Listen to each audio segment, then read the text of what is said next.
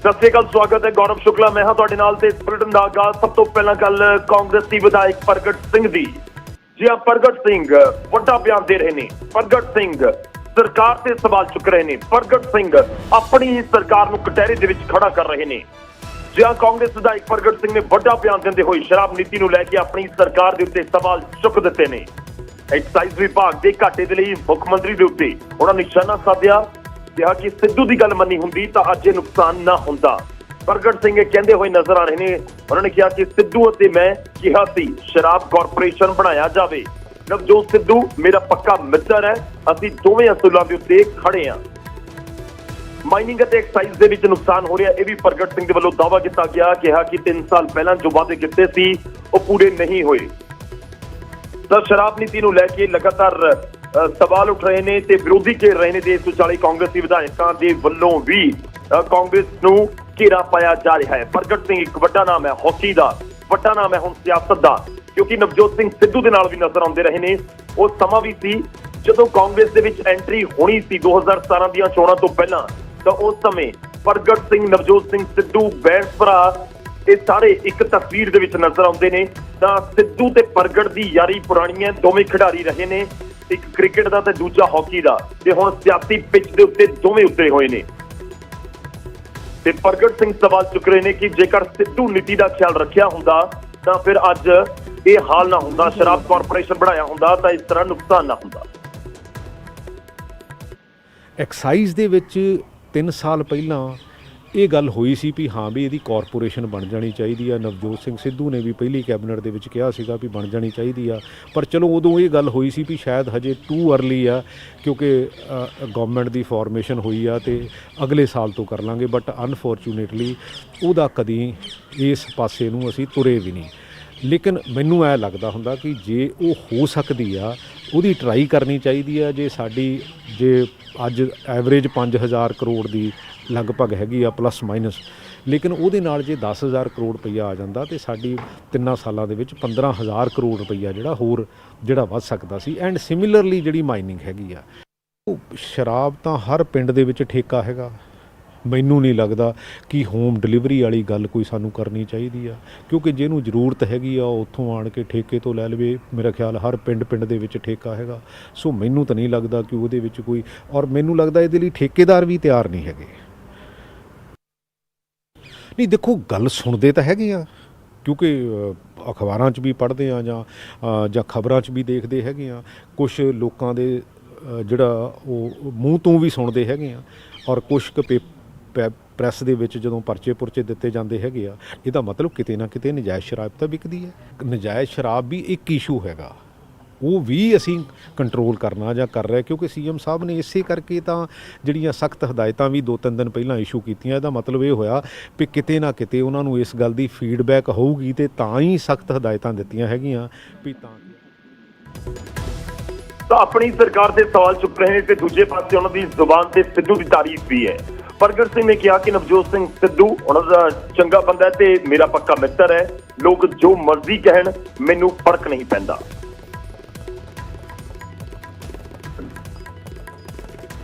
देखो गल ये है, हमेशा पक्की जोड़ी रहिंदी हुंदी आ। देखो हमेशा लॉजिक की लड़ाई आ, हमेशा लड़ाई जिहड़ी आ असूलों की लड़ाई हैगी आ। और देखो नवजोत सिद्धू नूं मैं अज तो 25-30 साल ਪਹਿਲਾਂ ਅਸੀਂ ਜਦੋਂ ਸਪੋਰਟ ਸ਼ੁਰੂ ਕੀਤੀ ਆ ਉਦੋਂ ਦਾ ਜਾਣਦਾ, ਉਦੋਂ ਦਾ ਮਿਲਦਾ ਹੈਗਾ। ਜਿਹੜੀ ਗੱਲ ਉਹ ਠੀਕ ਨਹੀਂ ਕਰਦਾ ਮੈਂ ਉਹ ਵੀ ਕਹਿ ਦਿੰਦਾ ਹੁੰਦਾ, ਕਿਉਂਕਿ ਵੱਡਾ ਸਿੱਧੂ ਠੀਕ ਕਰ ਰਹੇ ਹੁਣ ਜੋ ਕਰ ਰਹੇ, ਜੋ ਉਹਨਾਂ ਨੇ ਜੋ ਕਰ ਰਹੇ ਤੁਹਾਨੂੰ ਲੱਗਦਾ ਬਿਲਕੁਲ ਠੀਕ ਕਰ ਰਹੇ? ਉਹ ਤਾਂ ਸਿੱਧੂ ਦੱਸ ਸਕਦਾ, but at the same time ਜੇ ਕੋਈ ਚੰਗਾ ਬੰਦਾ ਤੁਹਾਨੂੰ ਸੁਜੈਸ਼ਨ ਦਿੰਦਾ ਹੈਗਾ, ਪਾਰਟੀ ਲਈ ਚੰਗਾ ਬੰਦਾ ਕੋਈ ਕੰਮ ਕਰਦਾ ਹੈਗਾ, ਤੇ ਜੇ ਕਿਤੇ ਕੋਈ ਉਹਦੀ ਕਿਸੇ ਨਾਲ ਕੋਈ ਸਮੱਸਿਆ ਵੀ ਹੈਗੀ ਆ, ਮੈਨੂੰ ਲੱਗਦਾ ਵੀ ਘਰ ਦੇ ਮਕਈ ਨੂੰ ਬੁਲਾ ਕੇ ਤੇ ਉਹਨੂੰ ਜਿਹੜਾ ਆ ਰੀਕਨਸਾਈਲ। ਲੇਕਿਨ ਪ੍ਰਗਟ ਸਿੰਘ ਦੇ ਮੂੰਹ ਅੱਜ ਬਾਗੀ ਸੁਰ ਨਜ਼ਰ ਆ ਰਹੇ ਨੇ, ਬਾਗੀ ਖੁਸ਼ਬੂ ਨਜ਼ਰ ਆ ਰਹੀ, ਜਿਸ ਤਰੀਕੇ ਨਾਲ ਇੱਕ ਤੋਂ ਬਾਅਦ ਇੱਕ ਆਪਣੀ ਹੀ ਸਰਕਾਰ ਤੇ ਤੁਸੀਂ ਲਗਾਤਾਰ ਨਿਸ਼ਾਨਾ ਸਾਧ ਰਹੇ ਹੋ। ਕੀ ਪ੍ਰਗਟ ਸਿੰਘ ਬਾਗੀ ਨੇ? ਨਹੀਂ ਪੰਕਜ, ਤੁਸੀਂ ਤਾਂ ਮੈਨੂੰ ਬਾਗੀ ਨਾ ਕਹੋ ਯਾਰ। ਜੇ ਮੈਂ ਕੁਛ ਝੂਠ ਬੋਲਦਾ, ਜੇ ਮੈਂ ਕੁਛ ਲੌਜੀਕਲ ਗੱਲ ਕਰਦਾ, ਮੈਂ ਤਾਂ ਹਮੇਸ਼ਾ ਲੌਜੀਕਲ ਗੱਲ ਕਰਨ ਦੀ ਕੋਸ਼ਿਸ਼ ਕਰਦਾ। ਔਰ ਮੈਂ ਕਿਤੇ ਵੀ ਜਾਣ ਨੂੰ ਤਿਆਰ ਹੁੰਨਾ ਵੀ ਚਲੋ ਯਾਰ ਆਪਾਂ ਉੱਥੇ ਚੱਲੀਏ, ਮੈਨੂੰ ਇਹ ਵੀ ਕੋਈ ਸਮੱਸਿਆ ਨਹੀਂ ਹੈ। ਪਰ ਤੁਸੀਂ ਤਾਂ ਕਮ ਸੇ ਕਮ ਪੱਤਰਕਾਰ ਤਾਂ ਨਾ ਮੈਨੂੰ ਬਾਕੀ ਮੈਂ ਬਾਕੀ ਨਹੀਂ ਕਹਿ ਰਿਹਾ, ਮੈਂ ਇਹ ਕਹਿ ਰਿਹਾ ਕਿ ਜਿਹੜੇ ਤੁਹਾਨੂੰ ਕਹਿ ਰਹੇ ਨੇ, ਪਰ ਪੰਕਜ ਜੀ ਤੁਹਾਨੂੰ ਲੱਗਦਾ ਹੈ ਕਿ ਤੁਸੀਂ ਸਹੀ ਗੱਲ ਕਹਿ ਰਹੇ ਹੋ। ਜਿਹੜੇ ਤੁਹਾਨੂੰ ਕੋਈ ਅਗਰ ਬਾਗੀ ਕਹਿੰਦਾ ਕਹਿਣ ਦਿਓ, ਲੇਕਿਨ ਪ੍ਰਗਟ ਸਿੰਘ ਲੋਕਾਂ ਦੇ ਮਸਲੇ ਚੱਕਣਗੇ, ਚਾਹੇ ਆਪਣੀ ਸਰਕਾਰ ਦੇ ਖਿਲਾਫ ਹੋਣ ਚਾਹੇ ਕਿਸੇ ਦੇ ਖਿਲਾਫ ਹੋਣ। ਮੈਂ ਲੋਕਾਂ ਤੋਂ ਬਾਗੀ ਨਹੀਂ ਹੋਣਾ ਚਾਹੀਦਾ, ਮੈਨੂੰ ਕੋਈ ਜੋ ਮਰਜ਼ੀ ਕਹੀ ਜਾਵੇ, ਕਿਉਂਕਿ ਮੈਂ ਨਾ ਇਹਨਾਂ ਚੀਜ਼ਾਂ ਤੋਂ ਕਦੀ ਡਰਿਆ ਤੇ ਨਾ ਕਦੀ ਡਰਦਾ ਹੀ ਹਾਂ। ਤਾਂ ਪ੍ਰਗਟ ਸਿੰਘ ਬਾਗੀ ਕਹਿਣ ਦੇ ਉੱਤੇ ਜ਼ਰੂਰ ਥੋੜੇ ਬਿਫੜਦੇ ਵੀ ਨਜ਼ਰ ਆਏ, ਪਰ ਇਸ ਵਿਚਾਲੇ ਪ੍ਰਗਟ ਸਿੰਘ ਨੇ ਕਿਹਾ ਕਿ ਮੁੱਖ ਮੰਤਰੀ ਨੂੰ CLP ਦੀ ਮੀਟਿੰਗ ਬੁਲਾਉਣੀ ਚਾਹੀਦੀ ਹੈ। ਪਰ ਨਾਲ ਹੀ ਪ੍ਰਗਟ ਸਿੰਘ ਨੇ ਕਿਹਾ ਕਿ ਉਹਨਾਂ CM ਨੂੰ ਚਿੱਠੀ ਵੀ ਲਿਖੀ ਸੀ, ਪਰ ਕੋਈ ਜਵਾਬ ਨਹੀਂ ਆਇਆ।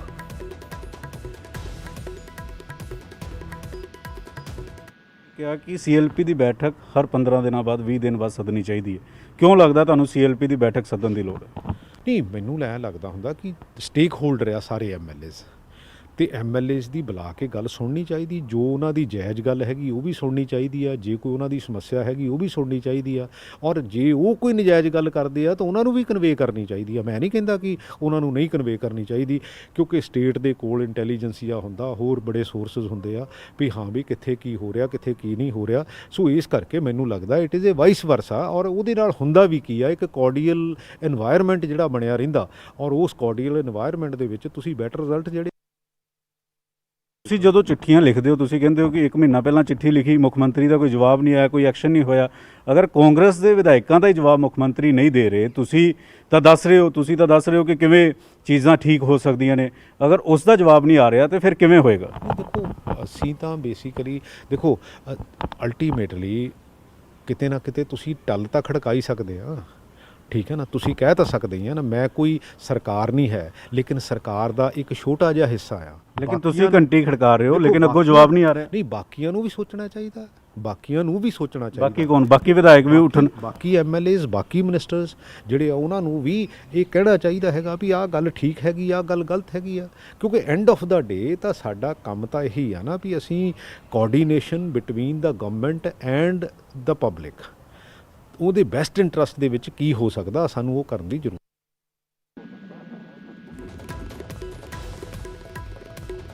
ਉਧਰ ਸ਼ਰਾਬ ਮਾਫੀਆ ਦੇ ਮੁੱਦੇ ਤੇ ਵਿਰੋਧੀਆਂ ਦਾ ਵੀ ਸੂਬਾ ਸਰਕਾਰ ਤੇ ਨਿਸ਼ਾਨਾ ਜਾਰੀ ਹੈ। ਆਮ ਆਦਮੀ ਪਾਰਟੀ ਦੇ ਵਿਧਾਇਕ ਅਮਨ ਅਰੋੜਾ ਨੇ ਮੁੱਖ ਮੰਤਰੀ ਨੂੰ ਚਿੱਠੀ ਲਿਖ ਕੇ ਵਿਧਾਨ ਸਭਾ ਦੀ ਉੱਚ ਪੱਧਰੀ ਸਰਬ ਪਾਰਟੀ ਕਮੇਟੀ ਬਣਾਉਣ ਦੀ ਮੰਗ ਕੀਤੀ, ਤਾਂ ਅਕਾਲੀ ਦਲ ਨੇ ਵੀ ਖਜ਼ਾਨੇ ਦੀ ਲੁੱਟ ਹੋਣ ਦੇ ਇਲਜ਼ਾਮ ਲਗਾ ਦਿੱਤੇ।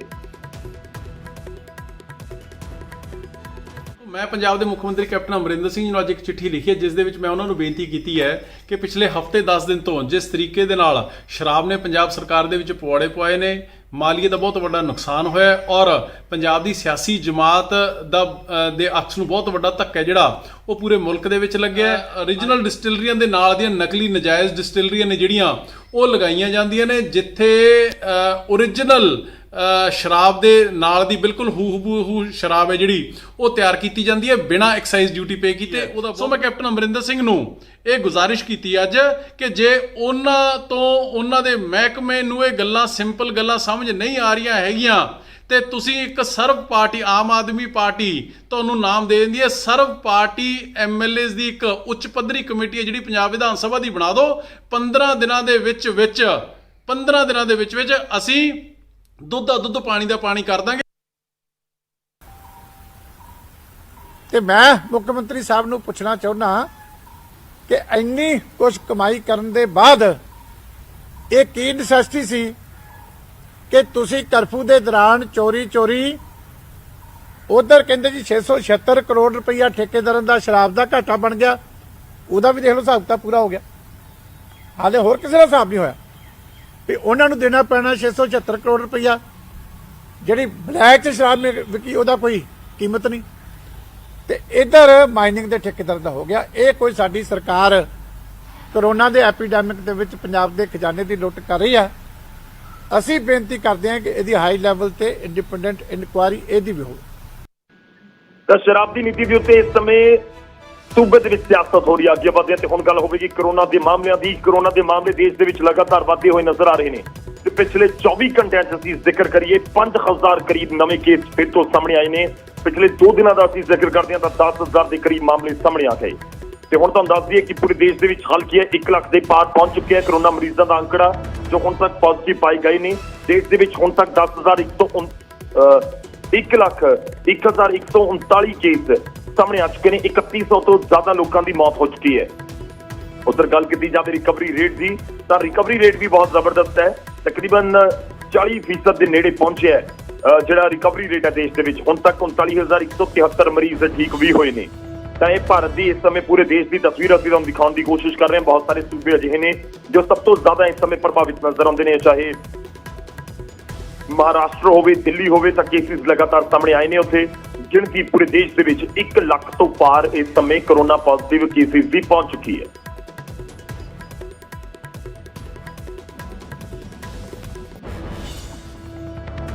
ਅੱਗੇ ਵਧਦੇ ਇਸ ਸਮੇਂ ਇੱਕ ਵੱਡੀ ਖਬਰ ਆ ਰਹੀ ਹੈ ਅੰਮ੍ਰਿਤਸਰ ਤੋਂ। ਉਸ ਦਾ ਰੁਖ ਕਰਾਂਗੇ। ਅੰਮ੍ਰਿਤਸਰ ਦੇ ਮੈਡੀਕਲ ਕਾਲਜ ਦੇ ਡਾਕਟਰ ਨੂੰ ਕੋਰੋਨਾ ਹੋ ਗਿਆ ਹੈ।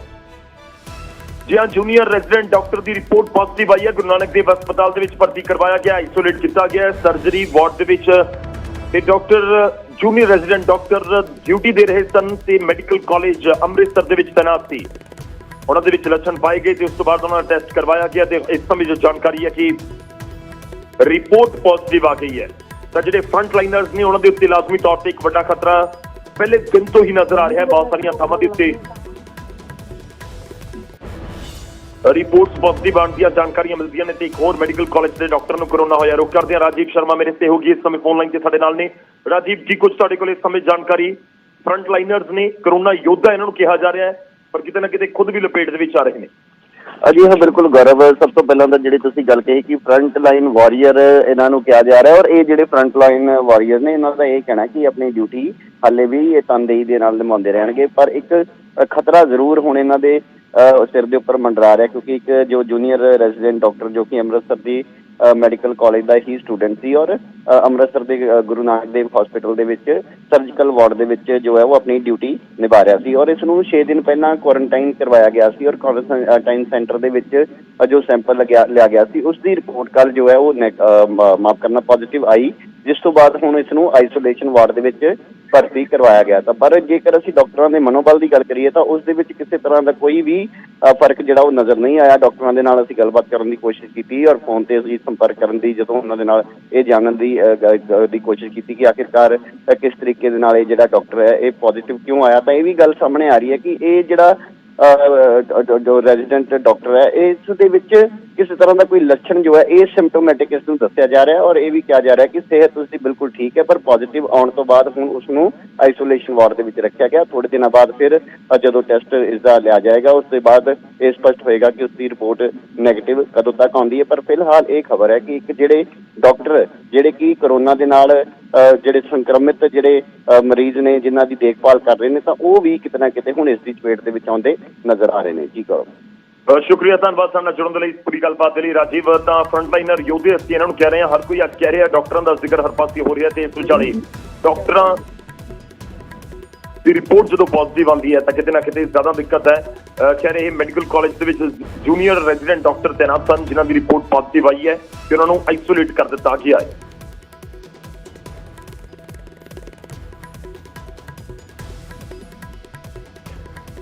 ਤਾਂ ਅੰਮ੍ਰਿਤਸਰ ਤੋਂ ਬਾਅਦ ਅੱਗੇ ਵਧਦੇ ਅਗਲੀ ਖਬਰ। ਮੁੱਖ ਮੰਤਰੀ ਕੈਪਟਨ ਅਮਰਿੰਦਰ ਸਿੰਘ ਨੇ ਕੱਲ ਸਿਹਤ ਮੰਤਰੀ, ਮੁੱਖ ਸਕੱਤਰ ਤੇ ਸੀਨੀਅਰ ਅਧਿਕਾਰੀਆਂ ਦੇ ਨਾਲ ਮੀਟਿੰਗ ਕੀਤੀ ਹੈ। ਲਗਾਤਾਰ ਮੁਲਾਕਾਤਾਂ ਦਾ ਦੌਰ ਵੀ ਜਾਰੀ ਹੈ। ਮੁੱਖ ਮੰਤਰੀ ਨੇ ਅਧਿਕਾਰੀਆਂ ਨੂੰ ਦੱਸਿਆ ਕਿ ਸਾਨੂੰ ਅਜੇ ਇਹ ਨਹੀਂ ਸੋਚਣਾ ਚਾਹੀਦਾ ਕਿ ਕੋਰੋਨਾ ਦਾ ਖਤਰਾ ਟਲ ਗਿਆ ਹੈ, ਬਲਕਿ ਹੋਰ ਵੀ ਸੁਚੇਤ ਹੋਣ ਦੀ ਜ਼ਰੂਰਤ ਹੈ। ਮੀਟਿੰਗ ਤੋਂ ਬਾਅਦ ਮੁੱਖ ਮੰਤਰੀ ਨੇ ਫੇਸਬੁੱਕ ਪੋਸਟ ਦੇ ਜ਼ਰੀਏ ਜਾਣਕਾਰੀ ਦਿੱਤੀ ਕਿ ਪੰਜਾਬ ਸਰਕਾਰ ਕੋਰੋਨਾ ਦੇ ਨਾਲ ਬਾਕੀ ਸਿਹਤ ਸਹੂਲਤਾਂ ਤੇ ਵੀ ਕੰਮ ਕਰ ਰਹੀ ਹੈ। ਉਹਨਾਂ ਦੱਸਿਆ ਕਿ 23 ਮਾਰਚ ਤੋਂ ਹੁਣ ਤੱਕ ਸੂਬੇ ਦੇ ਸਾਰੇ ਹਸਪਤਾਲਾਂ 'ਚ 20 ਲੱਖ ਮਰੀਜ਼ਾਂ ਦਾ ਇਲਾਜ ਕੀਤਾ ਗਿਆ ਤੇ 10,000 ਛੋਟੇ ਆਪਰੇਸ਼ਨ ਕੀਤੇ ਜਾ ਚੁੱਕੇ ਨੇ। ਯਾਨੀ ਕਿ ਦੱਸਣ ਦੀ ਕੋਸ਼ਿਸ਼ ਹੋ ਰਹੀ ਹੈ ਕਿ ਬਾਕੀ ਜਿਹੜੇ ਮਰੀਜ਼ ਨੇ ਉਹਨਾਂ ਦਾ ਵੀ ਧਿਆਨ ਰੱਖਿਆ ਜਾ ਰਿਹਾ ਹੈ। ਮੁੱਖ ਮੰਤਰੀ ਨੇ ਇਹ ਵੀ ਦਾਅਵਾ ਕੀਤਾ ਕਿ ਹੁਣ ਤੱਕ 43,000 ਮਰੀਜ਼ਾਂ ਦੇ ਵੱਲੋਂ ਕਰੀਬ 38 ਕਰੋੜ ਰੁਪਏ ਤੱਕ ਦਾ ਮੁਫਤ ਇਲਾਜ ਕਰਵਾਇਆ ਗਿਆ ਹੈ।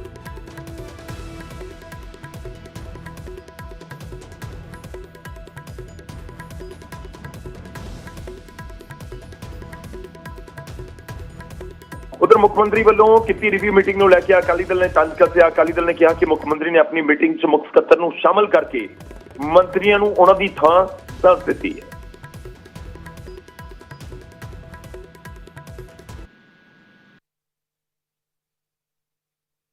ਅਸਤੀਫੇ ਦੇ ਦੇਣੇ ਚਾਹੀਦੇ।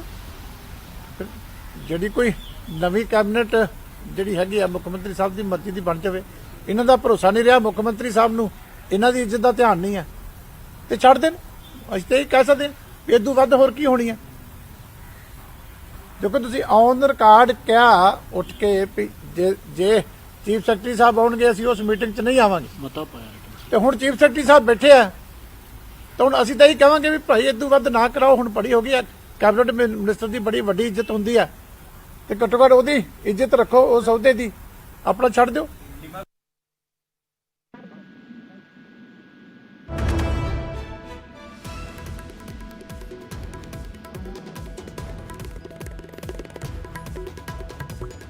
ਤਾਂ ਵਿਰੋਧੀਆਂ ਦੇ ਵੱਲੋਂ ਨਿਸ਼ਾਨੇ ਸਾਧੇ ਜਾ ਰਹੇ ਨੇ। ਸਭ ਦੇ ਵਿਚਾਲੇ ਪੰਜਾਬ ਦੇ ਲੋਕਾਂ ਦੇ ਲਈ ਇੱਕ ਅਹਿਮ ਤੇ ਵੱਡੀ ਜਾਣਕਾਰੀ। ਪੰਜਾਬ ਦੇ ਵਿੱਚ ਕੱਲ ਤੋਂ ਬੱਸਾਂ ਚੱਲਣ ਜਾ ਰਹੀਆਂ ਨੇ। ਜੀ ਹਾਂ, ਬੁੱਧਵਾਰ ਤੋਂ ਬੱਸਾਂ ਚੱਲਣਗੀਆਂ ਪੰਜਾਬ ਦੇ ਵਿੱਚ।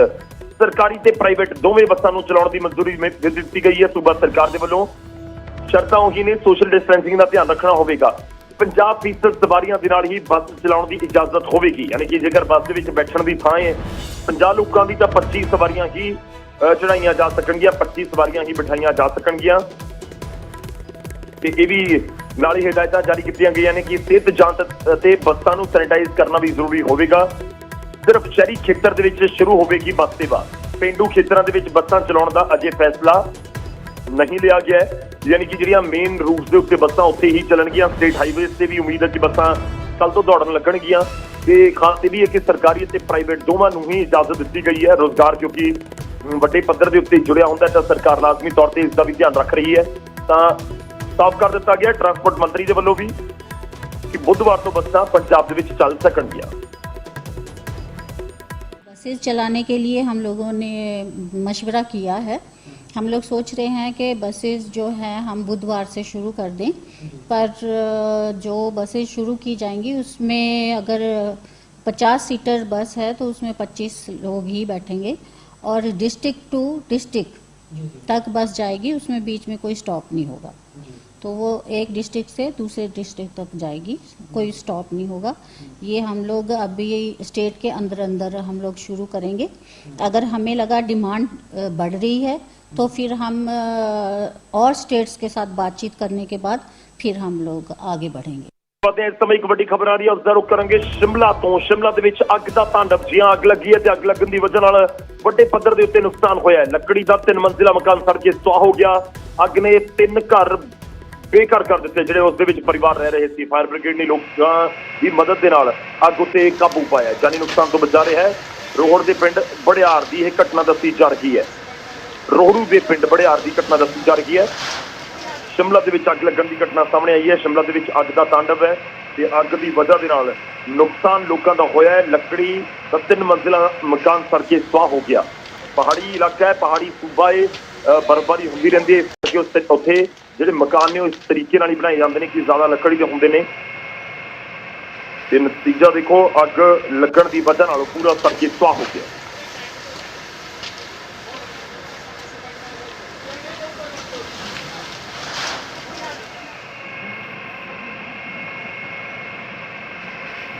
ਤਾਂ ਸ਼ਿਮਲਾ ਤੋਂ ਅਸੀਂ ਤਸਵੀਰਾਂ ਤੁਹਾਨੂੰ ਦਿਖਾ ਰਹੇ ਹਾਂ ਜਿੱਥੇ ਅੱਗ ਲੱਗਣ ਦੀ ਘਟਨਾ ਸਾਹਮਣੇ ਆਈ ਤੇ ਅੱਗ ਲੱਗਣ ਦੀ ਵਜ੍ਹਾ ਦੇ ਨਾਲ ਜਿਹੜੇ ਇਹ ਮਕਾਨ ਨੇ ਸੜ ਕੇ ਸੁਆਹ ਹੋ ਗਏ ਨੇ। 3 ਪਰਿਵਾਰ ਦੱਸੇ ਜਾ ਰਹੇ ਨੇ ਕਿ ਜੋ ਬੇਘਰ ਹੋ ਗਏ ਤੇ ਅੱਗ ਦੀਆਂ ਲਪਟਾਂ ਸਭ ਕੁਝ ਬਿਆਨ ਕਰ ਰਹੀਆਂ ਨੇ ਕਿ ਕਿੰਨੀ ਜ਼ਬਰਦਸਤ ਅੱਗ ਉੱਥੇ ਲੱਗੀ ਹੋਈ ਸੀ। ਕਿਉਂਕਿ ਜਦੋਂ ਤੱਕ ਪਹੁੰਚਦੀ ਫਾਇਰ ਬ੍ਰਿਗੇਡ ਦੀ ਟੀਮ, ਜਦੋਂ ਤੱਕ ਲੋਕਾਂ ਦੇ ਵੱਲੋਂ ਅੱਗ ਉੱਤੇ ਕਾਬੂ ਪਾਇਆ ਜਾਂਦਾ, ਉਸ ਵੇਲੇ ਤੱਕ ਨੁਕਸਾਨ ਬਹੁਤ ਜ਼ਿਆਦਾ ਹੋ ਚੁੱਕਾ ਸੀ।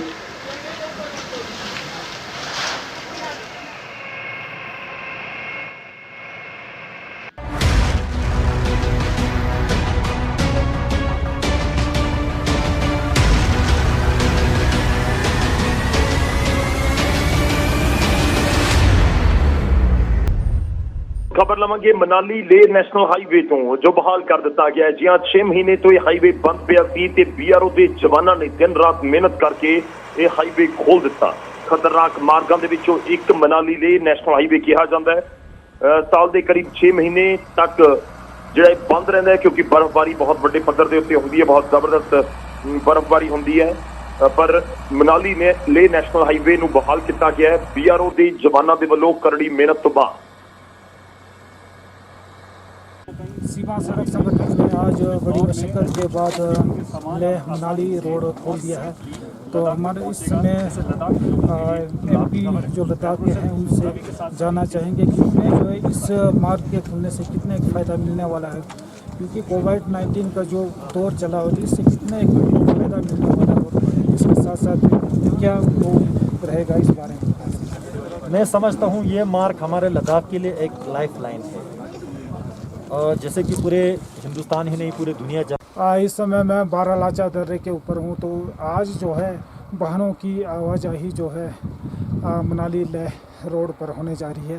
तो यहाँ पर कुछ वाहन चालक हैं, उनसे जानना चाहेंगे कि उन्हें आज कैसा महसूस हो रहा है और कहाँ से आ रहे हैं, इस बारे में उनसे जो है जानना चाहेंगे।